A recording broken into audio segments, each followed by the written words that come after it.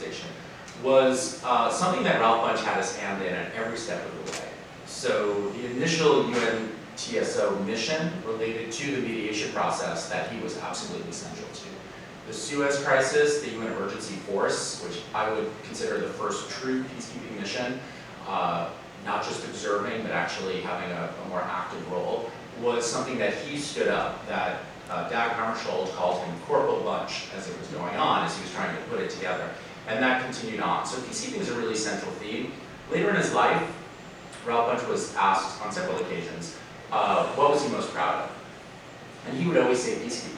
So although the Nobel Prize was what gave him celebrity, and I'm happy to talk about how incredibly famous he really was in this country and everywhere in the 50s and 60s, it was peacekeeping that he saw as his legacy. Which is amazing because, and as you write out in the book, peacekeeping isn't even mentioned in the charter. And when they're talking about the creation of the first peacekeeping force in Sinai, how are we going to square this with member states who say, what are you doing? Who authorized this? So that was really amazing.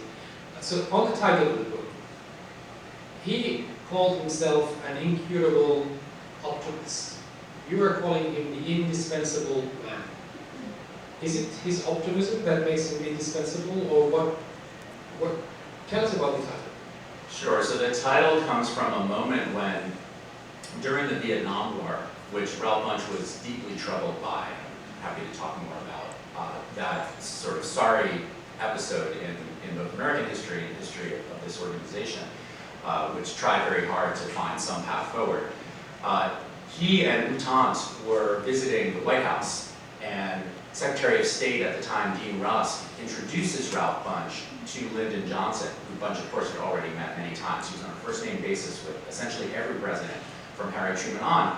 And Rusk says, this is Ralph Bunche, one of the two absolutely indispensable men at the United Nations. And then he quickly adds, the other is U Thant. And clearly, in Rusk's view, it was really Ralph Bunche who was the indispensable man. And he was indispensable for several reasons. From the American perspective, from the White House, from the State Department, he was the key interlocutor with this organization. He was the person that they would go to repeatedly, whether it was the US ambassador, the State Department, or the president. They would reach out to him, especially during Vietnam, but even before that, to sort of explain the thinking in the building, what was going on in the 38th floor, and vice versa. So both Hammarskjöld, who we worked very closely with and had a very strong relationship, and U Thant looked to him to explain American thinking. So we had this kind of interesting role.